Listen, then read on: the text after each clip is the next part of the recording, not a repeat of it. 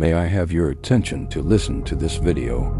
Imagine being born at a time when your very existence was a death sentence. That's where the story of Moses begins. The Pharaoh of Egypt, terrified of the growing Israelite population, orders every newborn Hebrew boy to be drowned in the Nile.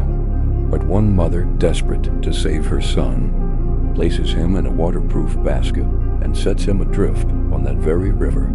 Now, who finds this baby? None other than Pharaoh's own daughter.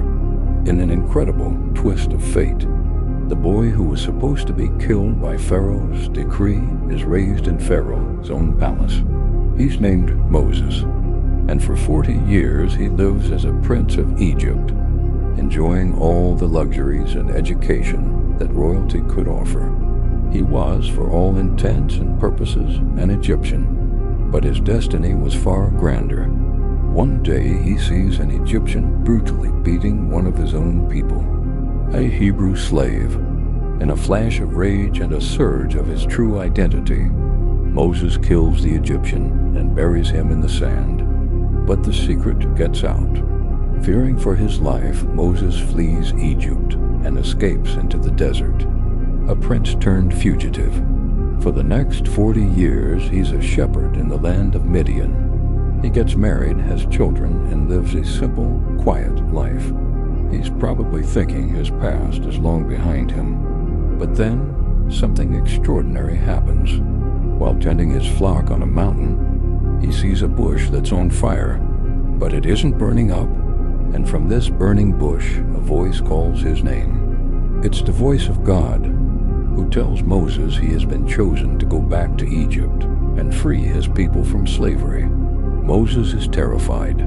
He's a wanted man. He has a stutter. He feels completely unqualified. He makes every excuse he can think of. Who am I to do this? They won't believe me. I'm not a good speaker. But God reassures him, equips him with a staff that can perform miracles, and sends his brother Aaron to be his spokesman. So at 80 years old, Moses returns to the land he once fled. He and Aaron confront the most powerful man in the world, the new Pharaoh, with a simple, audacious demand: let my people go. Pharaoh, of course, refuses, and what follows is a legendary showdown. God sends 10 devastating plagues upon Egypt, rivers of blood, swarms of locusts, and finally the heartbreaking plague that takes the firstborn son of every Egyptian family. Only then does the devastated Pharaoh finally relent. The Israelites are free. Moses leads them out of Egypt in a triumphant exodus, but Pharaoh changes his mind and sends his army after them. They're trapped, with the Red Sea in front of them and the chariots closing in behind. But Moses, trusting in God, raises his staff. The sea parts, creating a dry path for the Israelites to cross. And as the last one steps onto the other side, the walls of water crash down, swallowing the entire Egyptian army. The story doesn't end there. For the next 40 years, Moses leads this massive, often complaining group of people through the harsh wilderness.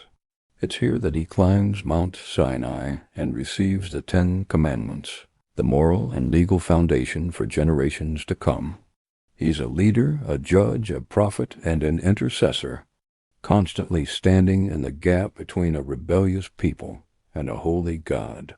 So what can we learn from this epic life? First, your past doesn't define your future. Moses was a prince, a murderer, and a shepherd before he became a liberator. God can use anyone, regardless of their background or their mistakes. Second, our weaknesses don't disqualify us. Moses felt inadequate, especially with his speech, but God's power was made perfect in that weakness. Don't let your insecurities stop you from pursuing your purpose. And finally, true leadership is about service and sacrifice.